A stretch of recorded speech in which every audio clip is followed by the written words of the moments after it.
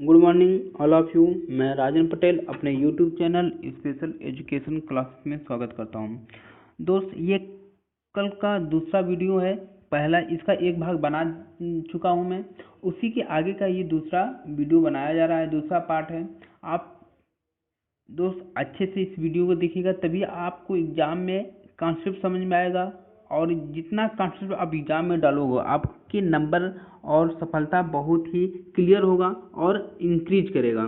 ठीक है दोस्तों, आइए चलते हैं, पढ़ाते हैं। देखिए, इसके पहले हम इससे जस्ट ऊपर की चीज़ में ये हम लोग पढ़ चुके हैं कि भारत में संघीय शासन व्यवस्था किस प्रकार से है, क्या क्या होते हैं। अब हम वही देखेंगे कि संघीय व्यवस्था कैसे चलती है।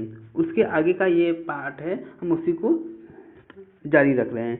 ठीक है, हाँ दोस्तों, ये वीडियो आप पूरा देखिएगा, तभी आपको समझ में आएगा। दोनों पार्ट आप देखिए, अच्छे से देखिएगा।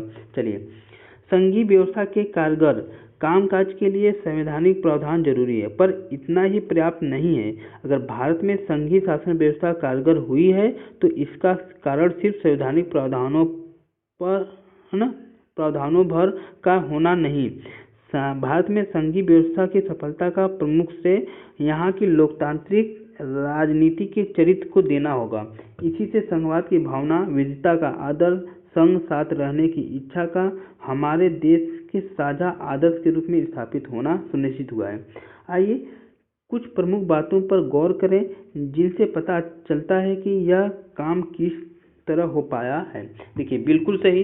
ये जो संघीय शासन व्यवस्था क्या है ना, सिर्फ संविधान में वर्णित होने से कोई मतलब नहीं होता है कि है इम्पोर्टेंट है, जब है ना, ये मौलिक हो गया, लेकिन क्या होता है कि उसको संचालित करने के लिए उसको कहाँ अप्लाई किया जाए, वो जनता में, वो जनता इम्पोर्टेंट है, जो कि उसको संघवाद को कॉन्सेप्ट करती है ना, समझती है, उसकी भावना को, विविधताओं का आदर करती है और साथ रहने की इच्छा रखते हैं, है ना। ये सब क्या होता है, ये संघीय व्यवस्था को रखने में मदद करते हैं, संचालन करने में मदद करते हैं। इसलिए इसका श्रेय जनता पर, लोकतांत्रिक लोगों पर करना चाहिए। ठीक है, आइए देखते हैं।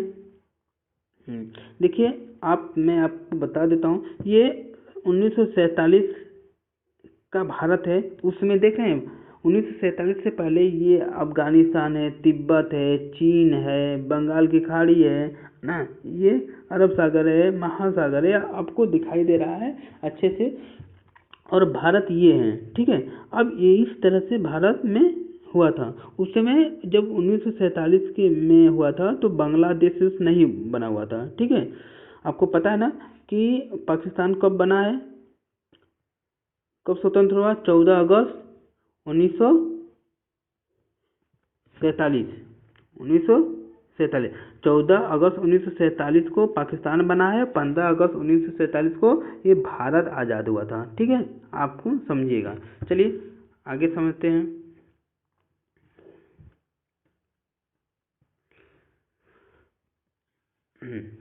भाषाई राज्य। अब भाषाई राज्य होता क्या है, हम आपको बताते हैं। भाषा के आधार पर प्रांतों का गठन हमारे देश की लोकतांत्रिक राजनीति की पहली और कठिन परीक्षा थी। बिल्कुल, देखिए, जब आज़ाद हुआ उसमें राज्यों का गठन होना था, तो भाषाओं के आधार पर डिमांड की गई कि भाषाओं के आधार पर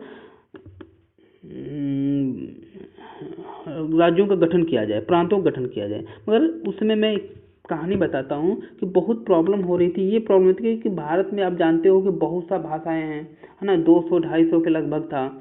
तो ऐसे में अगर किया जाता भाषा के आधार पर, तो लगभग 200-150 के लगभग स्टेट होते, प्रांत होते, तो ऐसे में संचालन करना मुश्किल हो जाता। तो सबको राज्य, भाषा के आधार पर भी राज्य घोषित करना संभव नहीं था। तो उसमें बहुत विवादित रहा, बहुत कठिन परीक्षा रहा। ठीक है, उसी के बारे में हम चर्चा करने जा रहे हैं। आइए, ठीक है, भाषा के आधार पर प्रांतों का गठन हमारे देश की लोकतांत्रिक राजनीति के लिए पहली और कठिन परीक्षा थी। भारत ने सन 1947 में लोकतंत्र की राह पर अपनी जीवन यात्रा शुरू की। उस वक्त से लेकर सन 2017 तक का अगर आप राजनीतिक मानचित्र देखें तो इस अवधि में आए बदलावों को देखकर एक बारगी आप आश्चर्यचकित रह जाएंगे। मतलब एक बार आप क्या आश्चर्यचकित हो जाएंगे। अनेक पुराने प्रांत गायब हो गए और नए कई नए प्रांत बनाए गए। ठीक है, कई प्रांतों की सीमाएं, क्षेत्र और नाम बदल दिया गया। बिल्कुल, जब 1947 से लेकर 2020 तक, 2008 तक अगर देखें, सॉरी आज तक, है ना, वर्तमान तक देखें तो बहुत सी चीज़ें परिवर्तन हो गई। जितने रजवाड़े थे वो मिक्स हो गए, जितने नाम थे उनका नाम बदल गया, बड़े बड़े राज्यों को तोड़कर छोटे छोटे राज्यों में बदल दिया गया, प्रांतों में बदल दिया गया। ठीक है, और उसका नाम चेंज कर दिया गया। ये सब बहुत सा परिवर्तन किया गया। ठीक है, आते हैं नए राज्यों को बनाने के लिए 1950 के दशक में भारत के कई पुराने राज्यों की सीमाएं बदली। बिल्कुल, जिसको नए राज्य बनाना था भाई, तभी उनको तोड़ेंगे, उनको घटाएंगे, तभी तो सीमा बनेगी।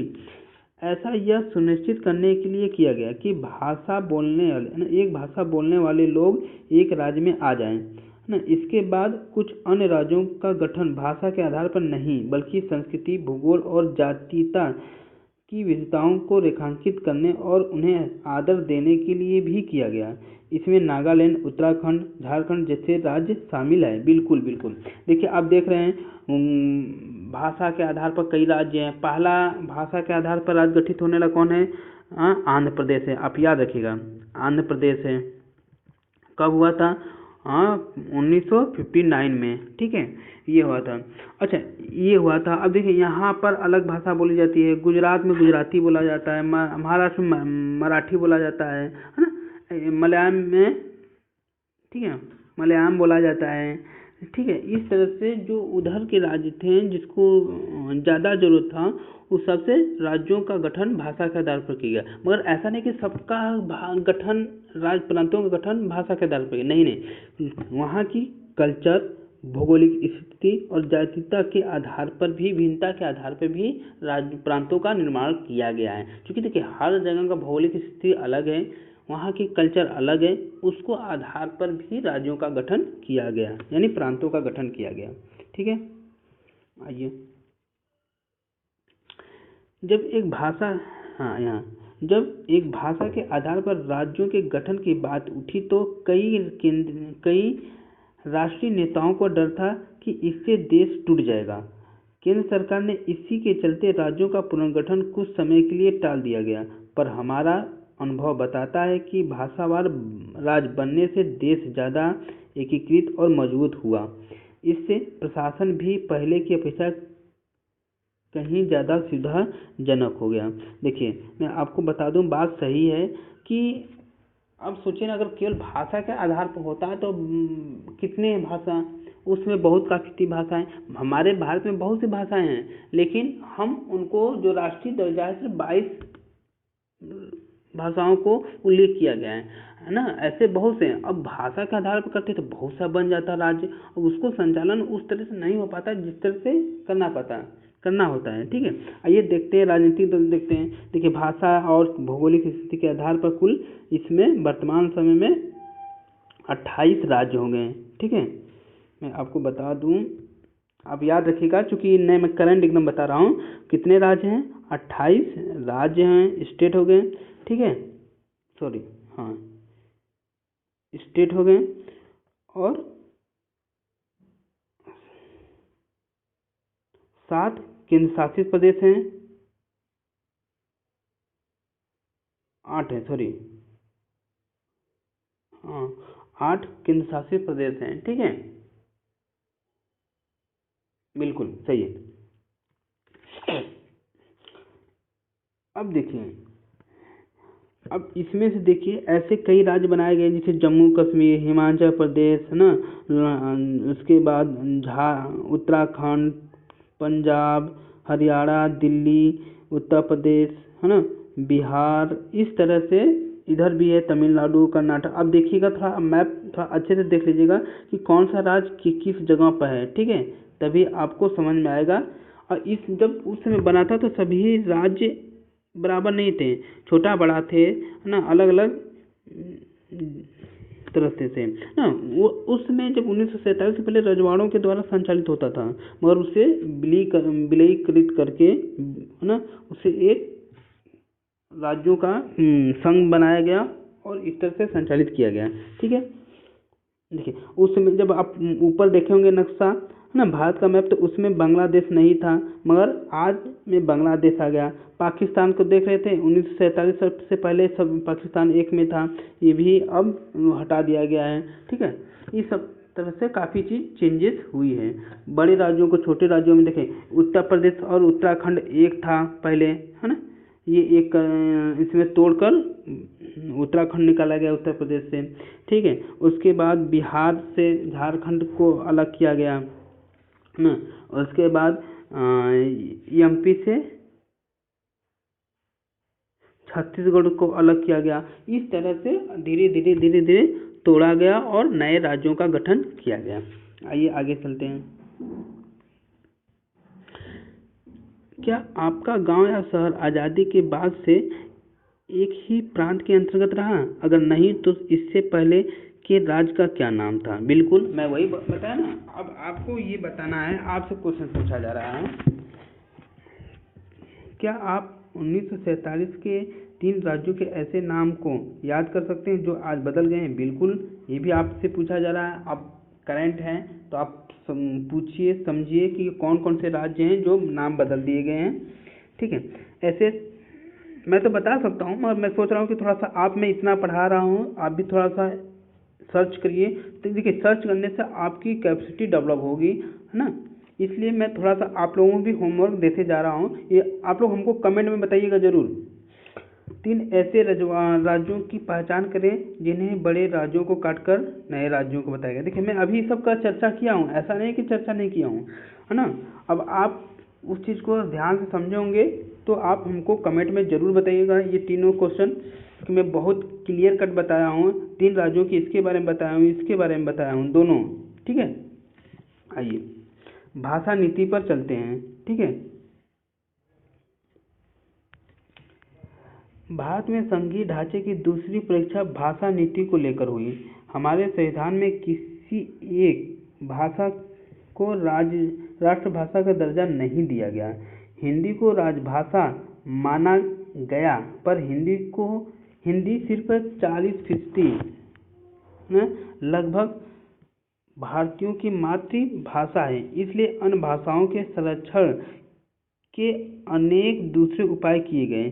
संविधान में हिंदी के अलावा अन्य 21 भाषाओं को अनुसूचित भाषा का दर्जा दिया गया है। बिल्कुल, भारतीय संविधान के जो अनुसूची, देखिए अनुसूची अनुच्छेद कई चीज़ें होती है ना, अनुसूची मैं बता दूं, अनुसूची 8 में 22 भाषाओं का उल्लेख किया गया है। ठीक है, याद रहे कि इसमें इंग्लिश नहीं है ना, इंग्लिश नहीं है। मैं इसलिए बता रहा हूँ कि लोग मान लेते हैं कि 22 भाषाओं में इंग्लिश भी है, तो इंग्लिश नहीं है। आगे में इसके बारे में चर्चा करेंगे। ठीक है, हाँ। अब हिंदी क्या है? ये राजभाषा है, न कि राष्ट्रभाषा है। याद भी रखिए, क्वेश्चन में आपको पूछता है कि हिंदी कौन सी भाषा है, तो राजभाषा है, राष्ट्रभाषा नहीं है। क्योंकि ये सभी लोग इसको फॉलो नहीं कर पाते हैं, है ना। हाँ, साउथ वाले इंग्लिश नहीं जानते हैं, पूर्वी वाले अरे सॉरी, साउथ वाले हिंदी उतना नहीं जानते हैं, और सेकेंडरी भाषा है, सेकेंडरी भाषा को भी उतना तवज्जो नहीं देते हैं लोग। इस वजह से राजभाषा है, न कि राष्ट्रीय भाषा है। ठीक है, केंद्र सरकार ने केंद्र सरकार के किसी पद का उम्मीदवार इनमें से किसी भी भाषा में परीक्षा दे सकता है। बिल्कुल, बशर्ते उम्मीदवार इसको विकल्प के रूप में चुने। राज्य को भी अपनी राजभाषाएं हैं, राज्यों का अपना अधिकांश काम अपनी राजभाषा में होता है। देखिए, राजभाषा यही है कि राज्य अपने भाषा में कामकाज करे। और केंद्र की बात है, केंद्र की जब आप कोई भी एग्जाम देते हो ना, तो वहाँ भाषा का सिलेक्शन करके आप अपने भाषा में परीक्षा दे सकते हो। ठीक है, चाहे वो मलयालम हो, कन्नड़ हो, है ना, भोजपुरी हो, ठीक है, कोई भी हो, बस आपको सिलेक्शन करना होता है, चयन करना होता है। चयन करने के बाद ही आप दे सकोगे। चलिए, देखिए, एक अब कह रहा है राजभाषा या राष्ट्रभाषा की बात हो रहा है कि हिंदी ही क्यों, बंगला क्यों नहीं। तो आइए देखते हैं पहले। ठीक है, बात बोले भेद खोले, गठबंधन की बात हम करते हैं यहाँ। गठबंधन सरकार, ठीक है, एक से ज़्यादा राजनीतिक पार्टियों द्वारा साथ मिलकर, एक मिनट, थोड़ा सा गड़बड़ा गया सेटिंग। हम्म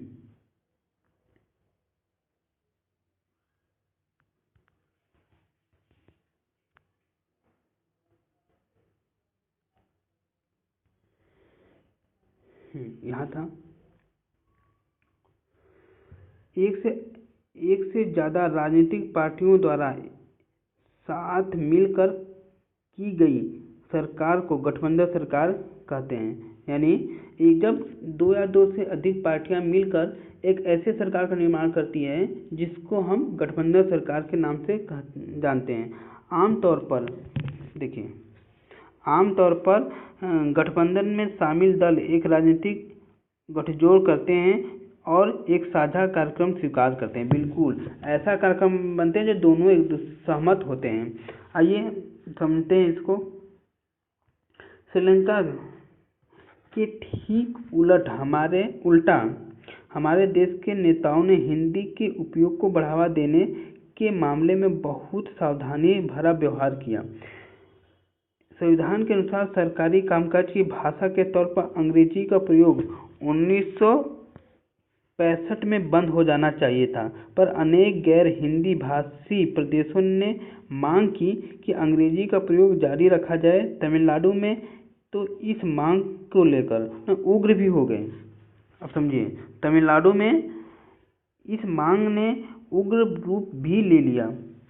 केंद्र सरकार ने हिंदी के साथ साथ अंग्रेजी को राजकीय भाषा यानी राजकीय कामों में प्रयोग की अनुमति देकर इस विवाद को सुलझाया। देखिए, क्योंकि उसमें साउथ वाले इंग्लिश को लेकर ज़्यादा एक्टिव थे ना, वो ज़्यादा उग्र हो गए थे, और हिंदी बोलने वाले 40% हैं। तो वो भी क्या हुआ था, तो भारत सरकार ने बोल दिया कि जो केंद्रीय सरकार के राजकीय कामकाज हो ना, हिंदी भी होगी और प्लस अंग्रेजी भी होगी, तो इसमें कोई प्रॉब्लम नहीं, दोनों साथ चलने लगा।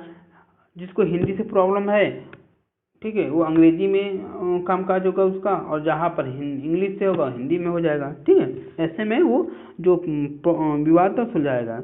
अनेक लोगों का मानना था कि इस समाधान से अंग्रेजी भाषी अभिजन को लाभ पहुंचेगा। राजभाषा के रूप में हिंदी को बढ़ावा देने की भारत सरकार की नीति बनी हुई है, पर बढ़ावा देने का मतलब यह नहीं कि केंद्र सरकार उन राज्यों पर भी हिंदी को थोप सकती है। बात समझ रहे हैं? मतलब बढ़ावा तो देने की बात सोच रही है, मगर ऐसा भी नहीं कर सकता कि जहाँ पर हिंदी भाषा बोलने वाले ने उन ऊपर थोपा जाए ना, जबरदस्ती वाली बात नहीं है।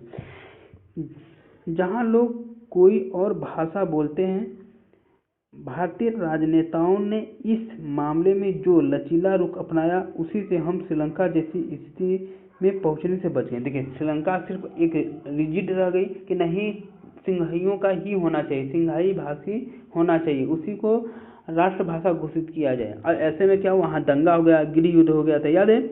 मगर भारत में क्या था, जो राजनेता थे इस चीज़ को समझ गए थे, पहले ही भाप लिए थे कि अगर हम ऐसा नहीं करते हैं, सिर्फ हिंदी को बढ़ावा देंगे, तो यहाँ पर भी गृह युद्ध हो जाएगा। तो इन्होंने बीच का रास्ता अपना लिया कि भाई जो काम काज होगा हिंदी और इंग्लिश दोनों में होगा, कोई प्रॉब्लम नहीं होना चाहिए, और सबका और राज्य है, राज्य अपने भाषा में कर सकती है जिसमें वो राजभाषा घोषित कर ले। ठीक है, हाँ।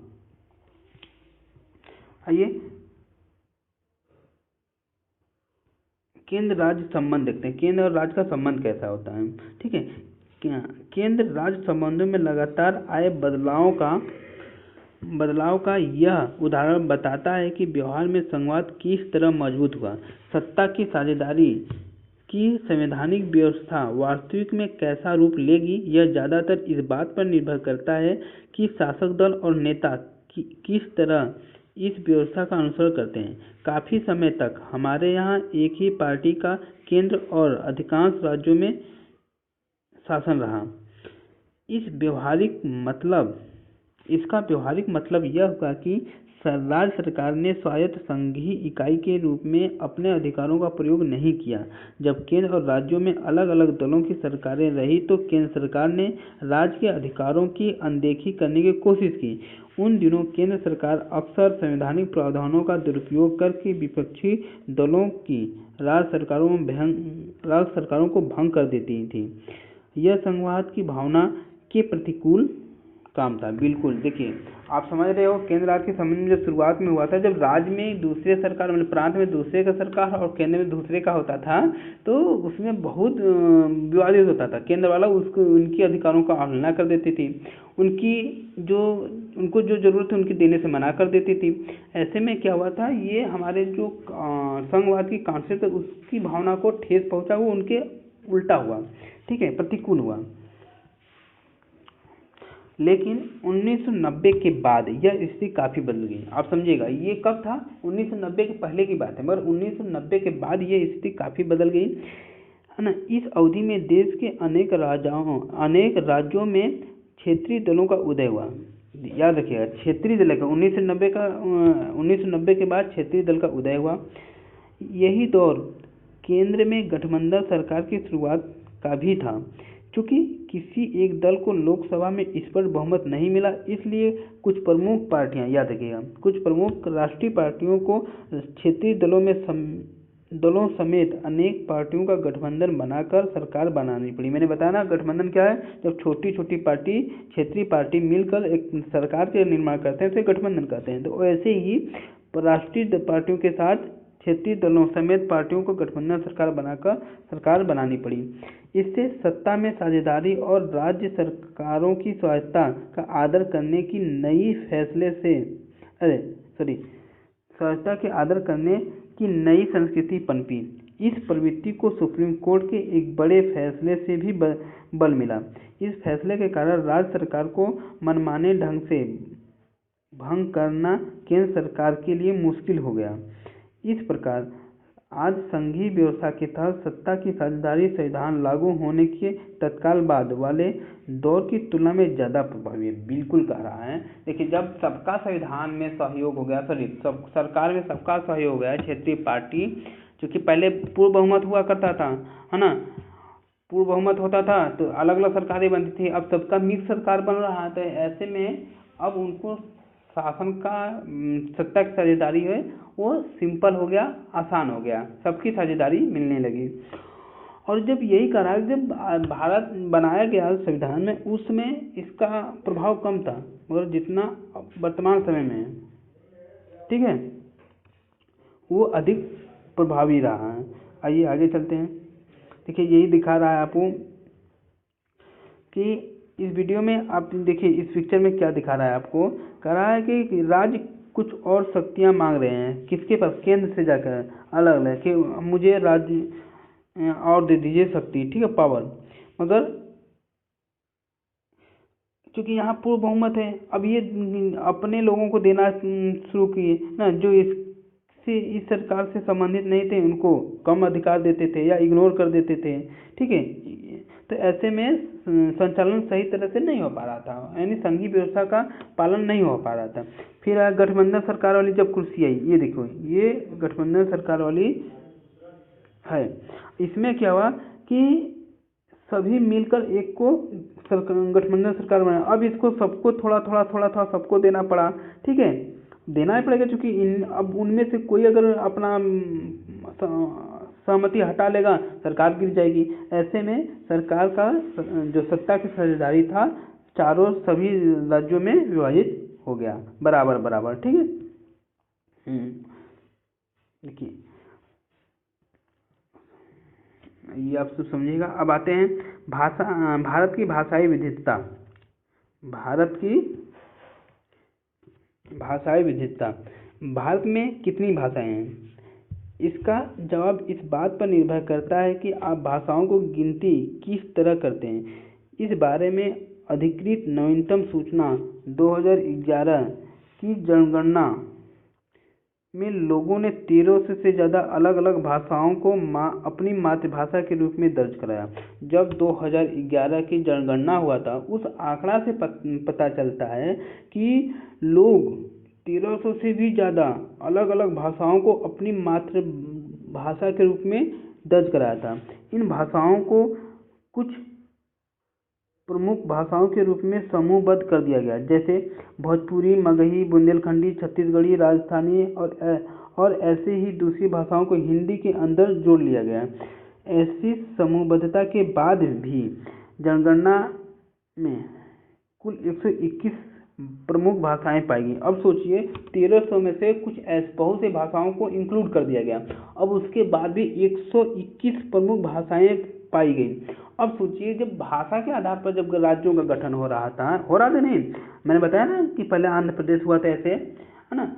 अब जब भाषा के आधार पर राज्यों का गठन होता तो सोचिए 121 राज्य होता ही नहीं, लेकिन उसमें भी कम कर दिया गया है। इनमें से भी सिर्फ 22 भाषाओं को भारतीय संविधान की 8वीं अनुसूची में रखा गया। मैं पहले ही बताया ना, 8वीं अनुसूची जो है इसमें 22 भाषाओं का उल्लेख किया गया है, ठीक है। याद है इसमें इंग्लिश नहीं है, मैं बार बार कह रहा हूँ, है ना। लोग गलत फहमी मान लेते हैं, इंग्लिश कोई हमारा राजभाषा नहीं है, कोई भाषा नहीं है, ठीक है। और इसी कारण इन्हें अनुसूचित भाषाएं कहा जाता है। बाकी को गैर अनुसूचित भाषा कहें, जो शामिल नहीं है ना, 22 के अलावा जो रह गए 121 में, ठीक है, उन्हें गैर अनुसूचित भाषा कहते हैं। भाषा के हिसाब से भारत दुनिया का संभवतः सबसे ज़्यादा विविधता वाला देश है, समझिए, यानी ये इतना बड़ा विविधता वाला देश है, दुनिया का सबसे बड़ा विविधता वाला देश है। आइए, साथ लगी सूची को देखने पर यह स्पष्ट हो जाएगा कि कोई एक भाषा बहुसंख्यक भारतीयों की मातृभाषा नहीं है। सबसे बड़ी भाषा हिंदी भी सिर्फ 44% लोगों की ही मातृभाषा है। अब देखिए जो भारत में सबसे बड़ी भाषा है वो हिंदी है, वो भी 50% नहीं है, यानी 44% लोग ही मातृभाषा के रूप में स्वीकार करते हैं। अगर दूसरी भाषा तीसरी भाषा के भी रूप में अगर उसको जोड़ लिया जाए तो 2011 में 50% से भी कम हो रही है। अब सोचिए कि मान लो दूसरे नंबर पर हम कुछ हो गया 40% हिंदी हो गया मातृभाषा। अगर हम दूसरे राज्य में जाते हैं जो सेकेंडरी भाषा के रूप में चयन करते हैं, अब उनको जोड़ने के बाद भी 50% नहीं हो रहा है। अब सोच लीजिए, है ना, 50% नहीं हो रहा है। और जहाँ तक अंग्रेजी की बात है तो सिर्फ 0.02% लोगों ने इसे अपनी मातृभाषा बताया है। अब ये भी नहीं राष्ट्रभाषा राजभाषा घोषित हो सकता, दूसरी या तीसरी भाषा के तौर पर 11% लोग इसे जानते हैं है ना। अब ऐसे में बहुत विवादित हो गया था। इस सूची को गौर से देख लें, है ना, देखें, लेकिन इसे याद करने की जरूरत नहीं है, सिर्फ इन कामों को कीजिए। देखिए क्या आपको करना है, मैं बता रहा हूँ आपको।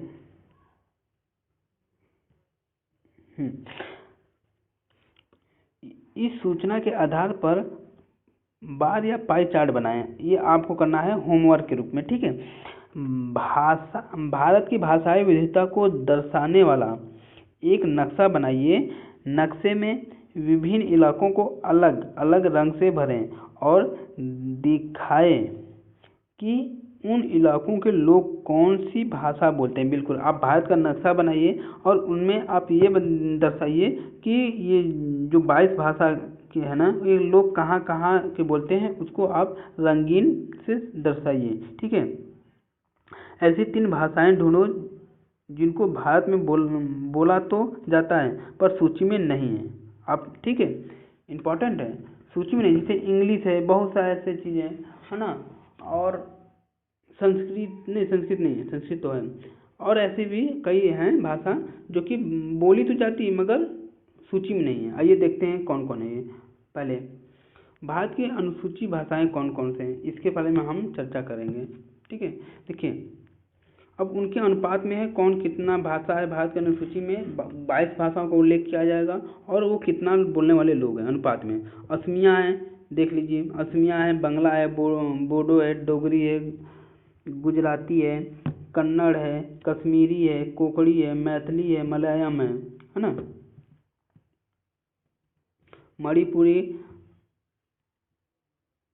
मराठी, नेपाली, उड़िया, पंजाबी, संस्कृत, संथाली, सिंधी, तमिल, तेलुगु, उर्दू, ये सब है। अब टोटल काउंटिंग करेंगे तो कुल 22 भाषा है, ठीक है। क्या साझा क्या जाना, ठीक है, क्या समझा क्या जाना। प्रसिद्ध इतिहासकार रामचंद्र गुहा, देखिए बहुत बड़े लेखक हैं ये रामचंद्र गुहा, के आलेख से उद्धृत निम्नलिखित उद्धरणों को पढ़ें। यह आलेख टाइम्स ऑफ इंडिया में नंबर 1 नवंबर 2006 को छपा था। ये आप पढ़िए, है ना, समझिए इससे क्या क्या है, ठीक है। आते हैं भारत में विकेंद्रीकरण। समझिएगा, भारत में विकेंद्रीकरण हमने अभी पढ़ा कि संघीय सरकारें 2 या अधिक स्तरों वाली होती हैं। हमने अपने देश में 2 स्तरों वाली सरकार की चर्चा की है, पर भारत जैसे विशाल देश में सिर्फ 2 स्तर की शासन व्यवस्था से ही बढ़िया शासन नहीं चल सकता। भारत के प्रांत यूरोप के स्वतंत्र देशों से भी बड़े हैं। बिल्कुल बिल्कुल, देखिए जो बेल्जियम था हमारे हरियाणा से भी छोटा था, आप कथा में पढ़े थे। अब सोच लीजिए ऐसे बहुत से राज्य हैं, अब है ना, अब हरियाणा, अब राजस्थान को ले लीजिए, भारत में सबसे बड़ा क्षेत्रफल की दृष्टि से। ऐसे अगर हम दूसरे यूरोप वाले देशों में देखें, कई देश निकल जाएंगे स्वतंत्र देश, ठीक है। तो वही चीज़ बता रहा है। जनसंख्या के हिसाब से उत्तर प्रदेश रूस का सबसे बड़ा, अब जान लीजिए, ठीक है। महाराष्ट्र लगभग जर्मनी के बराबर है। भारत के अनेक राज्य खुद भी अंदरूनी तौर पर विविधताओं से भरे हैं। इस प्रकार इन राज्यों में भी सत्ता को बंटवारे की जरूरत है। भारत में संघीय सत्ता की साझेदारी 3 स्तरों पर करने की जरूरत है, जिसमें तीसरा स्तर स्थानीय सरकारों का हो और यह प्रांतीय स्तर की सरकार के नीचे हो। बिल्कुल, भारत में सत्ता के विकेंद्रीकरण के पीछे यही तर्क दिया गया। इसके फलस्वरूप 3 स्तरों की सरकार का संघीय ढांचा सामने आया, जिसमें तीसरे स्तर की स्थानीय सरकार कहा जाता है। आइए हम इसके बारे में चर्चा करते हैं। जब केंद्र और राज्य सरकार से शक्तियां लेकर स्थानीय सरकार को दी जाती है तो इसे सत्ता का विकेंद्रीकरण कहा जाता है। बिल्कुल, आप समझिएगा, ये बहुत इंपॉर्टेंट है आपके लिए, है ना। ये एक डिफिनीशन है कि विकेंद्रीकरण किसे कहते हैं। विकेंद्रीकरण जब केंद्र और राज्य सरकार से शक्तियां लेकर स्थानीय सरकारों को दी जाती है तो उसे सत्ता का विकेंद्रीकरण कहते हैं। विकेंद्रीकरण के पीछे बुनियादी सोच यह है कि अनेक मुद्दों और समस्याओं का निपटारा स्थानीय स्तर पर ही बढ़िया ढंग से हो सकता है। लोगों को अपने इलाके की समस्याओं की बेहतर समझ होती है। लोगों को इस बात की भी अच्छी जानकारी होती है कि पैसा कहाँ खर्च किया जाए और चीज़ों का अधिक कुशलता से उपयोग किस तरह किया जा सकता है। इसके अलावा स्थानीय सरकार पर लोगों को फैसलों में सीधे भागीदार बनाना भी संभव हो जाता है। इससे लोकतांत्रिक भागीदारी की आदत पड़ती है। स्थानीय सरकारों की स्थापना स्वशासन के लोकतांत्रिक सिद्धांत को वास्तविक बनाने का सबसे अच्छा तरीका है। देखिए, बिल्कुल सही, जब आप संविधान पढ़ रहे थे तो स्वशासन की बात है। स्वशासन मतलब खुद का शासन, है ना। अब समझिए, ये भारत जैसे विशाल देश में, है ना, अब जान लीजिए कि वहाँ विविधताओं वाला राज्य है, एक राज्य में भी विविधता है। ऐसे में जब तक तीसरी स्तर की सरकार नहीं होगी तब तक संविधान को संचालित करना शासन को संचालित करना संभव नहीं है। तो उसके लिए, है ना, आप क्या किए कि केंद्र और राज्यों से शक्तियों को लेकर स्थानीय सरकार को दी गई, जिससे विकेंद्रीकरण का। अब ये क्या है, जिससे कि लोकतांत्रिक सिद्धांत को वास्तविक बनाने का सबसे अच्छा है। अब इसमें क्या, जनता का डायरेक्ट सहभागी हो गए, हुआ कि नहीं भाई। जब जिसे केंद्र में हो गया, राज्य में हो गया और स्थानीय स्तर पर, जो स्थानीय स्तर पर अलग अलग होंगे भाई, अलग अलग होंगे ना स्थानीय स्तर पर। अब इसमें क्या हो गया, सब जनता अपने हिसाब अपना अपना मत दे रहे हैं, ठीक है, अपना भागीदारी निभा रहे हैं। इससे लोकतंत्र और मजबूत हो रहा है। जब ये इधर रह गया ना, राज्य के नीचे है, ठीक है, राज्य केंद्र के नीचे है, इस तरह से सब एक दूसरे से जुड़े हुए हैं, ठीक है। सबका सहयोग है, सबका भागीदारी है शासन संचालित करने में। चलिए,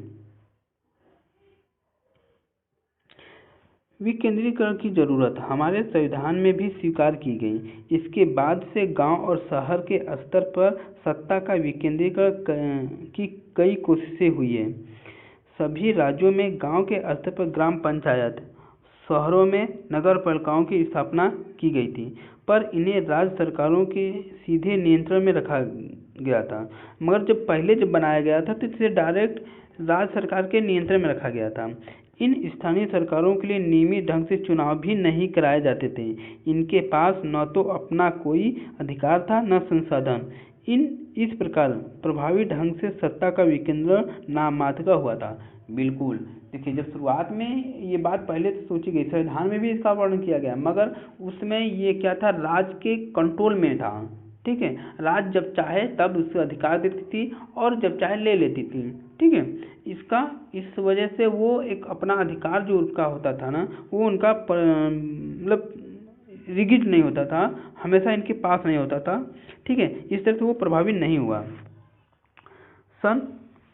वास्तविक विकेंद्रीकरण की दिशा में एक बड़ा कदम 1992 में उठा। अब याद रखिएगा, एक 73वां संविधान संशोधन हुआ था, 73वां और 74वां। ठीक है, इसमें इनको विशेष अधिकार दिया गया था। देखिए क्या है, आगे देखते हैं। ये याद रखिएगा, 1992 में भारतीय संविधान है ना, इंडियन कॉन्स्टिट्यूशन में 73वां संविधान संशोधन हुआ था। अब याद रखिएगा, बहुत इंपॉर्टेंट है। इसी के तहत इनकी क्या मतलब कि जो प्रांतीय सरकार थी, पंचायत और नगर पालिका, ठीक है, इसको अधिकार मिला। देखिए संविधान संशोधन करके, देखो मैं बोला ना, 73वां संविधान संशोधन करके लोकतांत्रिक शासन व्यवस्था के इस तीसरे स्तर को ज़्यादा शक्तिशाली और प्रभावी बनाया गया। अब स्थानीय स्वशासी निकायों के चुनाव नियमित रूप से कराना संवैधानिक बाध्यता है। अब मैंने हम बता रहे हैं, 73वां संविधान संशोधन के बाद यह उसमें डाला गया कि जो स्थानीय स्तर की सरकारें होंगी ना, निकायों की चुनाव नियमित रूप से कराना होगा। ये संवैधानिक बाध्यता है। अगर आप नहीं कर रहे हो इसको हम संविधान की अवहेलना कर रहे हो। ठीक है। दूसरी बात क्या है, निर्वाचित स्वशासी निकायों के सदस्य तथा पदाधिकारी के पदों में अनुसूचित जातियों, जनजातियों और पिछड़ी जातियों के लिए सीटें आरक्षित कर गई। देखिए यहाँ आरक्षित कर गई। ठीक है, ये 1992 के बाद, 73वां संशोधन के बाद, 73वां 74वां संशोधन के बाद, है ना, अब इसमें ये सब पावर दी जा रही है। पहले तो आप नियमित रूप से शासन चुनाव होगा। दूसरा, जो चुनाव में पार्टिसिपेशन होंगे या सीटें होंगी, है ना, पद होंगे, सदस्य होंगे, वो ST SC और OBC से भी होंगे, उनके लिए सीट आरक्षित होगी। तीसरा, महिलाओं के लिए कम से कम, है ना, 1/3%, देखिए 1/3 पद महिलाओं के लिए आरक्षित होंगे। अब समझे, 1/3 मतलब 33%, है ना। अब समझते रहिएगा ये सब। ये भी बात हो गई, 3 बातें हो गई, समझिए। और चौथा है, हर राज्य में पंचायत और नगर पालिकाओं का चुनाव कराने के लिए एक राज्य चुनाव आयोग नामक स्वतंत्र संस्था का गठन किया जाएगा। बहुत इंपॉर्टेंट है। अब भाई ये तो हमको अधिकार या पावर मिल रहा है कि आपको चुनाव कराना है, सदस्य होना है, कहाँ कहाँ से, रिजर्वेशन किसको किसको देना है। ठीक है, मगर ये चुनाव कराएगा कौन। ठीक है, अब इसके लिए एक स्वतंत्र संस्था का गठन किया जिसका नाम है राज्य चुनाव आयोग। क्लियर। हाँ, राज्य सरकारों को अपने राजस्व और अधिकारों का हिस्सा इन स्थानीय स्वशासी निकायों को देना पड़ता था। बिल्कुल। अब क्या हुआ था कि राज्य सरकार को अपने राजस्व और अधिकारों का कुछ हिस्सा इन स्थानीय स्वशासी निकायों को देना पड़ता है। सत्ता में भागीदारी की प्रकृति हर राज्य में अलग अलग है। बिल्कुल। अब देखिए, ये भी एक रूल है, नियम बन गया कि जो राज्य सरकार होगा ना, जो उसे राजस्व प्राप्त हो रहा है ना, जो अधिकार हो रहा है ना, उसको कुछ हिस्सा स्थानीय सरकार को देना पड़ेगा। ठीक है, स्वशासी निकायों को देना पड़ता है। ठीक है, ये सब चीज़ें कही गई हैं। और हाँ, एक चीज़ है कि हर राज्य में जो जितने भी स्वायत्त निकाय हैं, उनका अलग अलग नियम है कि वो कितना दे रहे हैं। हर राज्य का अलग अलग है। गांव के स्तर पर मौजूद स्थानीय शासन व्यवस्था को पंचायती राज के नाम से जानते हैं। जो गांव में होता है स्थानीय शासन, है ना, व्यवस्था को, उससे हम क्या कहते हैं, पंचायती राज के नाम से जाना जाता है। प्रत्येक गांव में, यानी कुछ और राज्यों में ग्राम समूह याद है कुछ, हमें बताना हर राज्य में अलग अलग होते हैं थोड़ा बहुत, ठीक है। तो प्रत्येक गांव में जो मौजूद स्थानीय शासन व्यवस्था है उसे क्या बोलते हैं, पंचायती राज के नाम से जानते हैं, है ना। प्रत्येक गांव में एक ग्राम पंचायत होती है। अब याद रखिएगा ये सब बहुत इंपॉर्टेंट है। प्रत्येक गांव में एक ग्राम पंचायत होती है। यह एक तरह की परिषद है जिसमें कई सदस्य और अध्यक्ष होते हैं। बिल्कुल आप याद रखिएगा, ये बहुत इंपॉर्टेंट चीज बता रहे हैं, है ना, कि करा के प्रत्येक गांव में एक ग्राम पंचायत होती है और ये एक तरह की परिषद होती है जिसमें एक कई सदस्य और एक अध्यक्ष होता है।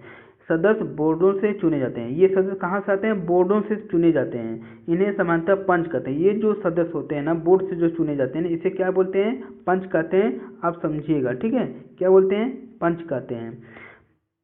अध्यक्ष को प्रधान या सरपंच भी कहा जाता है। अब देखिए जो चुन के आते हैं इनमें से दो अध्यक्ष होते हैं, इनको क्या बोलते हैं, सरपंच या प्रधान, ग्राम प्रधान बोला जाता है। इनका चुनाव गांव या वार्ड में रहने वाले सभी वयस्क मताधिकार के जरिए होता है। जो वयस्क अधिकार का एज कितना है, 18 साल जिसका हो जाएगा वो मत देने का अधिकार हो जाता है। तो वो लोग इनको चुनाव करते हैं, ठीक है, चुनाव के माध्यम से चयन करते हैं। यह पूरे पंचायत के लिए फैसला लेने वाली संस्था है। पंचायतों का कामकाज ग्राम सभा की देखरेख में चलता है। देखिए ग्राम सभा जो पंचायत करती है उसकी देखरेख कौन करता है, ग्राम सभा करता है। गांव के सभी मतदाता इसके सदस्य होते हैं। ग्राम सभा में जितने भी सदस्य होते हैं कौन लोग होते हैं, ग्राम सभा के मतदाता, जो मतलब मतदाता जो 18 साल हैं, जो मत दिए हैं वो लोग इसके सदस्य होते हैं, ठीक है। इसे ग्राम पंचायत का बजट पास करना और कामकाजी की समीक्षा के लिए साल में कम से कम 2 या 3 बार बैठक करनी होती है। जो हमारा ये होते हैं ग्राम सभा वाले होते हैं ना, ये साल में 2-3 बैठक करते हैं और उनकी समीक्षा करते हैं कि वो लोग क्या क्या किए ग्राम पंचायत, ठीक है। अब आते हैं स्थानीय शासन का ढांचा जिला स्तर तक का होता है। बिल्कुल स्थानीय शासन का ढांचा जिला स्तर तक का है। कई ग्राम पंचायतों को मिलाकर समिति का गठन किया जाता है। बिल्कुल सही, कई ग्राम पंचायतों को मिलाकर एक क्या बनाया जाता है, पंचायत समिति का गठन किया जाता है, ठीक है। इसे मंडल या प्रखंड स्तरीय पंचायत भी कहते हैं। याद रखिएगा ये सब चीज़ें बहुत इंपॉर्टेंट हैं। इसे मंडल या प्रखंड स्तरीय पंचायत भी कहते हैं। इसके सदस्यों का चुनाव उस इलाके के सभी पंचायत सदस्य करते हैं। पंचायत सदस्य देखिए कर रहे हैं, ठीक है। किसी जिले को किसी जिले को सभी पंचायत समितियों को मिलाकर जिला परिषद का गठन होता है। अब किसी एक जिला में जितने भी पंचायत समिति होंगे ना उनको मिलाकर जिला परिषद का गठन होता है। जिला परिषद के अधिकांश सदस्यों का चुनाव जिला परिषद में से जिले के लोकसभा और विधानसभा के लिए चुने गए सांसद और विधायक तथा जिला स्तर के संस्थाओं के कुछ अधिकारी भी सदस्य के रूप में होते हैं। बिल्कुल जिला परिषद का प्रमुख इस परिषद का राजनीतिक प्रधान होता है। ये सब इम्पोर्टेंट आप लोग समझते जाइएगा, ठीक है। अब आता है प्रधानमंत्री देश चलाता है, मुख्यमंत्री राज्यों को चलाते हैं। इसी तरह से जिला परिषद के प्रधान को जिले का शासन चलाना चाहिए। फिर जिलों का शासन कलेक्टर या न्यायाधीश क्यों चलाते हैं, ठीक है। ये आपको सोचने के लिए आप सोच के बताइए, ठीक है। इस प्रकार स्थानीय शासन वाली संस्थाएं शहरों में भी काम करती हैं। शहरों में नगर पालिका होती है। बिल्कुल आप समझिएगा, गांव में ग्राम पंचायत पंचायती राज कहते हैं या पंचायत राज कहते हैं गांव में, और शहर में नगर पालिका होती है। बड़े शहरों में नगर निगम होता है। बिल्कुल जो बड़े बड़े शहर हैं जैसे महानगर हैं, है ना, तो वहाँ नगर निगम होते हैं। नगर पालिका और नगर निगम दोनों का कामकाज निर्वाचित प्रतिनिधित्व करते हैं। देखिए यहाँ का चुनाव नहीं होता, यहाँ प्रतिनिधित्व होते हैं, निर्वाचित होते हैं। नगर पालिका प्रमुख नगरपालिका के राजनीतिक प्रधान होते हैं। बिल्कुल, जो नगरपालिका प्रमुख होता है ना, वही नगरपालिका के राजनीतिक प्रधान होते हैं। नगर निगम के ऐसे पदाधिकारी को क्या बोलते हैं? मेयर कहते हैं। ठीक है, ये एक कहानी है, ब्राज़ील का एक प्रयोग है, आप समझिए इसको। मैं यहाँ, चूँकि वीडियो लंबी हो रही है। स्थानीय सरकारों की यह नई व्यवस्था दुनिया में लोकतंत्र का अब तक सबसे बड़ा प्रयोग है। ठीक है, नगर पालिकाओं और ग्राम पंचायतों के लिए करीब 36 लाख लोगों का चुनाव होता है। यह संख्या ही हमारे आप में दुनिया के कई देशों की कुल आबादी से ज़्यादा है। स्थानीय सरकारों को संवैधानिक दर्जा दिए जाने से हमारे यहाँ लोकतंत्र की जड़ें और मजबूत है। बिल्कुल, लोकतंत्र यही से मजबूत होता है, ये जान लीजिए। इससे महिलाओं का प्रतिनिधित्व बढ़ाने के साथ ही हमारे लोकतंत्र में उनकी आवाज़ को मजबूत दिया गया। बहरहाल, इन सबके बावजूद अभी भी अनेक परेशानियां कायम हैं। पंचायतों के चुनाव तो नियमित रूप से होते हैं और लोग बड़े उत्साह से इनमें हिस्सा भी लेते हैं, लेकिन ग्राम सभाओं की बैठकें नियमित रूप से नहीं होती। देखिए, यही सब हमारी कमजोरी है। चुनाव तो होता है, मगर जो ग्राम सभा की बैठक होती है, जो साल भर में 2 बार 3 बार होनी चाहिए, वो सब नहीं होती है। अधिकांश राज्य सरकारों की स्थानीय सरकारों को पर्याप्त अधिकार नहीं दिए। बहुत से राज्य हैं जो तीसरे स्तर की सरकार है, स्थानीय सरकार हैं, उनको अपना अधिकार अभी नहीं दिए हैं। इस प्रकार हम स्वशासन के आदर्श स्थिति से काफ़ी दूर हैं। जो मेन कॉन्सेप्ट है, मेन आदर्श रूप है स्वशासन की, उससे हम अभी दूर हैं, क्योंकि जिस हिसाब से होना चाहिए वो नहीं होता है। ठीक है। अपने गांव या शहर की स्थानीय सरकारें के बारे में पता करें। आपको अपने गांव में जाकर पता करना है या शहर में जाकर पता करना है, क्या क्या वहाँ के सरपंच कौन है। आइए देखते हैं क्या क्या आपको पता करना है। अगर आप गांव में रहते हैं तो निम्नलिखित में से पता करें कि आपका सरपंच कौन है, आपका सरपंच कौन है ना, आपकी पंचायत समिति के सदस्य और जिला परिषद के अध्यक्ष कौन हैं, ये सब पता करें। और ग्राम सभा की पिछली बैठक कब हुई थी, कितने लोगों ने भागीदारी ली, ये जब आप लोग करोगे होमवर्क में तो आपको क्लियर हो जाएगा। ठीक है। अगर आप मान लीजिए शहर में हो तो क्या करना है, काउंसलर आपका कौन है, नगर निगम नगर पालिका प्रमुख कौन है, अपनी नगर पालिका और नगर निगम का बजट और खर्च के मुख्य मदों का पता लगाएं। ठीक है, ये सब है। ये प्रश्नावली है आप लोगों के लिए, है ना। मैं थोड़ा जल्दी निकल रहा हूँ क्योंकि वीडियो बढ़ रहा है काफ़ी। आपको कैसे इसको समझना है मैं बता दे रहा हूँ। भारत के खाली राजनीतिक नक्शे पर आप भारत का एक नक्शा लीजिए खाली। ठीक है। अब इन राज्यों को दर्शाएं। मणिपुर कहाँ है, छत्तीसगढ़ कहाँ है, गोवा कहाँ है ना, ये सब उत्तर प्रदेश कहाँ है, आप उसको दर्शाइए। देन विश्व के खाली मानचित्र, राजनीतिक मानचित्र पर भारत के अलावा संघीय शासन वाले 3 देशों की अवस्थिति बताएं और उनके नक्शे को रंग से भरें। बिल्कुल, आप वर्ल्ड मैप लीजिए, जहाँ जहाँ संघीय शासन व्यवस्था है उसको आप कलर करिए। ठीक है। फिर तीसरा क्या है कि भारत की संघीय व्यवस्था में बेल्जियम से मिलती जुलती एक विशेषता और इससे अलग एक विशेषता को बताएं। बिल्कुल, भारत में क्या है जो बेल्जियम से मिल रहा है, आप कहानी पढ़ चुके हो, ये सबको आपको बताना है।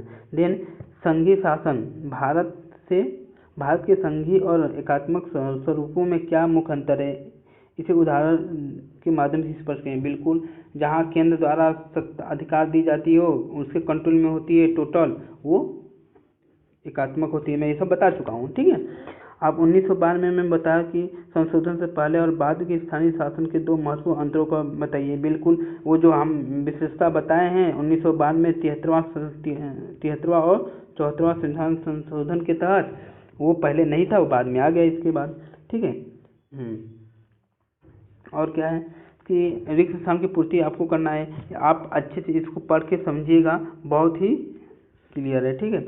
अब 7वां है भारत की भाषा नीति पर नीचे 3 प्रक्रियाएं दी गई। इनमें से आप जिसे ठीक समझते हैं उसके पक्ष में तर्क और उदाहरण दीजिए, ये आपको समझना है। ठीक है। फिर संघीय सरकार की एक विशेषता बताइए, है ना। आप देख लीजिए इसमें से कौन विशेषता है, मैं तो बता दूंगा।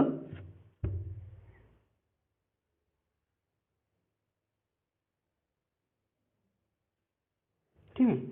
और 9वां है भारतीय संविधान की विभिन्न सूचियों में दर्ज कुछ विषय यहाँ दिए गए हैं, नीचे दिए गए, मतलब आपको राज्य सूची, समवर्ती सूची और संघ सूची की बात करना है। जैसे रक्षा से संबंधित है, सपोज मैं एग्जांपल दे रहा हूँ, आपको एक दो बता दे रहा हूँ। रक्षा संबंधित है, ठीक है। उसके बाद बैंकिंग हो गया, संचार हो गया, है ना, ये सब किसके अंडर में आता है? संघ सूची में, ठीक है, आप समझ गए।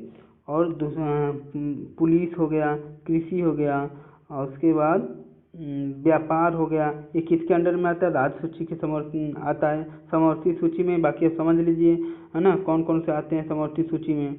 तो आप ये मान लीजिए शिक्षा हो गया, समवर्ती वन हो गया, और विवाह हो गया, ये सब समवर्ती सूची में आते हैं। क्लियर?